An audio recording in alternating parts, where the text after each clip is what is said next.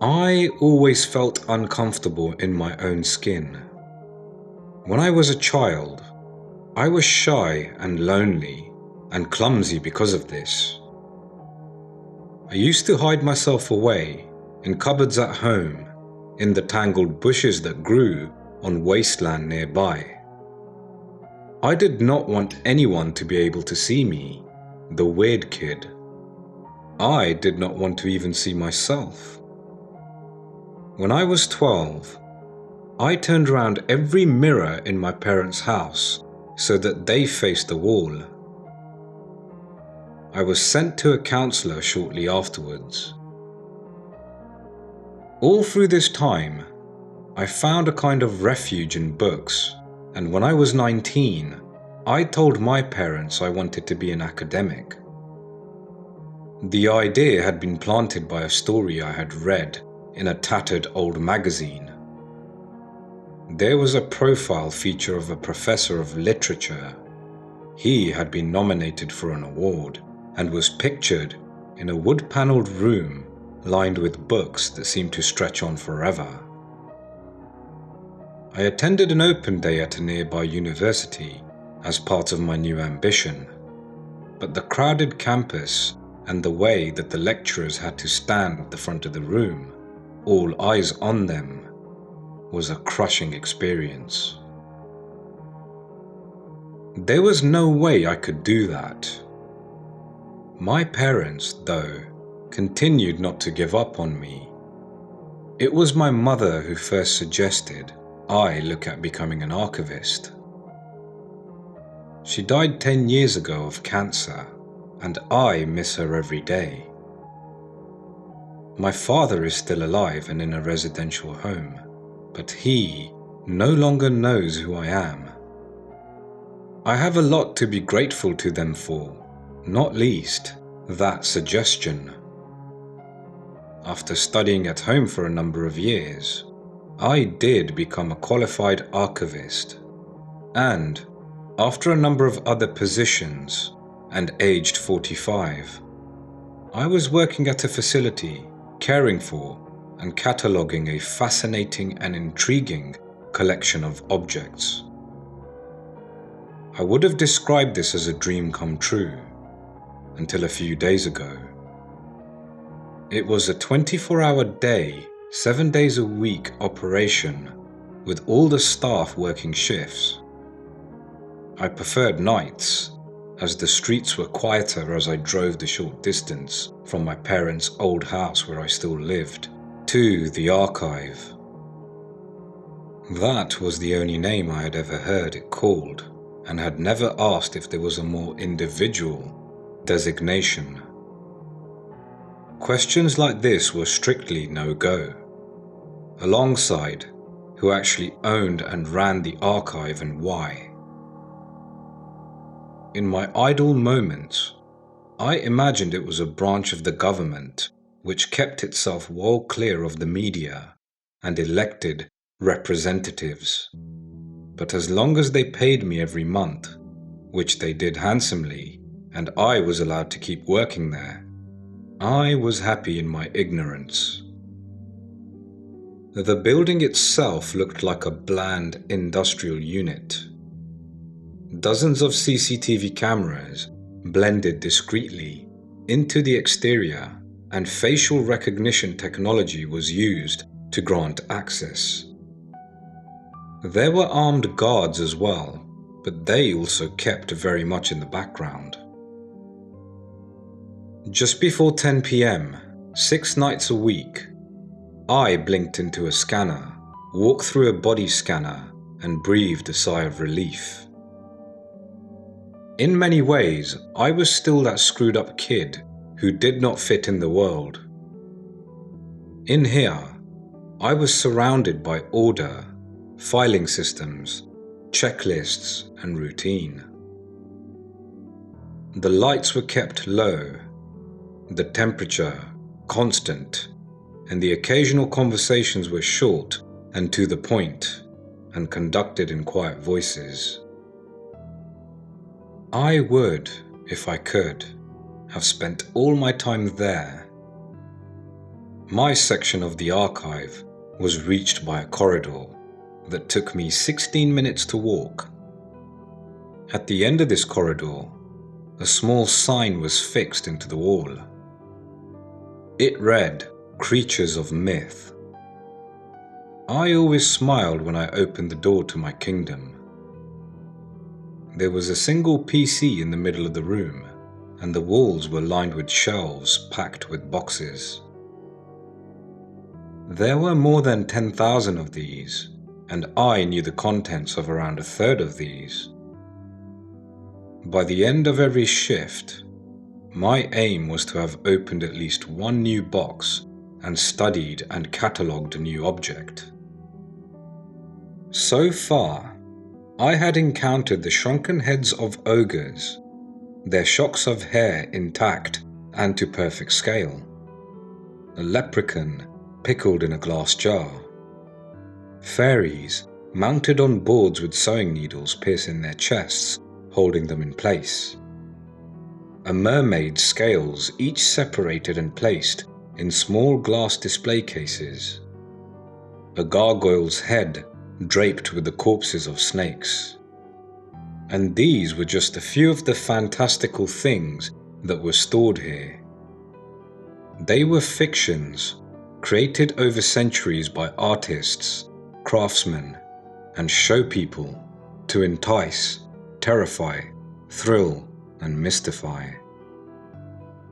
Many were made from real skin and bones, with animal hide used for my pickled friend, the leprechaun, and insects transformed into fairies with porcelain for their faces.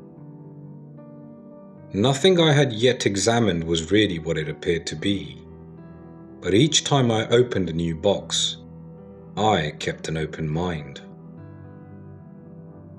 Without wonder, we are all poorer.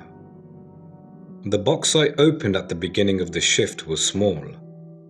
What was in there was wrapped in paper, and that was clearly fragile with age. I unfurled it slowly, carefully, and the headline of a bill poster was revealed. "See the two-headed terror," it read. I had seen this type of thing previously. It was for a freak show, probably of the Victorian period from the design. I continued opening out the poster until I could see what it held.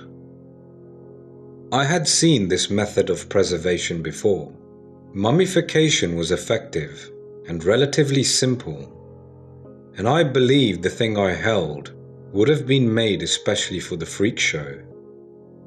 The rat's body was intact down to its slender tail, and it was impossible to tell which of the two heads was its own and which added after its death by the maker of this bizarre yet engrossing specimen.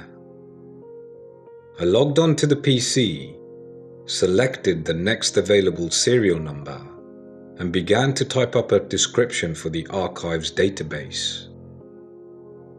Time passed, and I was oblivious to anything else, until there was a gentle knock on the door. Michael Maloney was the head of staff at the archive, quietly spoken and rarely seen outside of his own office.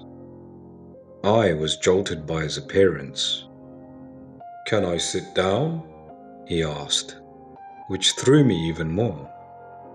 The last time when he had asked me a question was when he interviewed me for the job. He pulled up a seat without waiting for me to answer. "I wanted to tell you personally," he said, "rather than just email you like I was told to do. You're a good man, I think. Certainly a dedicated one, and your work here has been exemplary.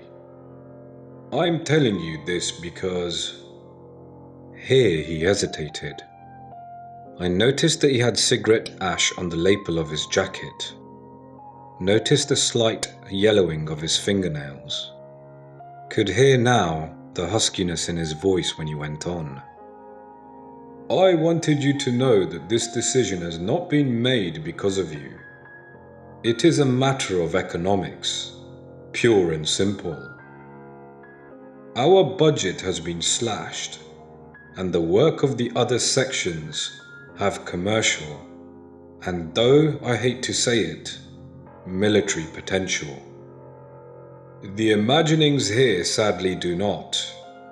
So your section is being closed, and the objects will be disposed of. I'm so sorry.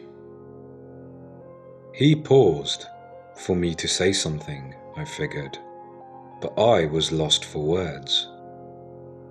My world lay shattered into pieces. I began to cry. Maloney cleared his throat and got to his feet. I'm afraid this is with immediate effect.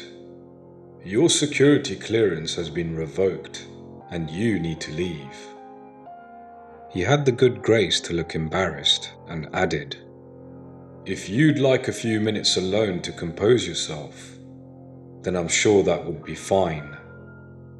Then he left. I wiped my eyes. One thought began to burn inside me. I had to save her. When I arrived home an hour or so later, dawn was close. I closed all the curtains, then sat in the kitchen. I was soaked in sweat and shaking as I took the small box out of my coat pocket.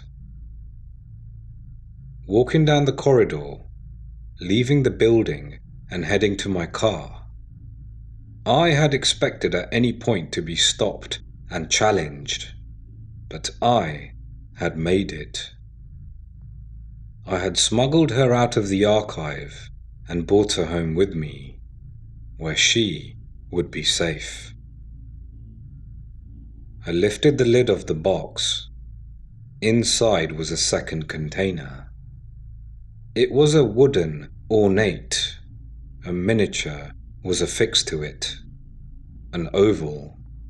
Her eyes reached out to me, from it, a gentle smile. My love, I said. I had always been alone as an adult.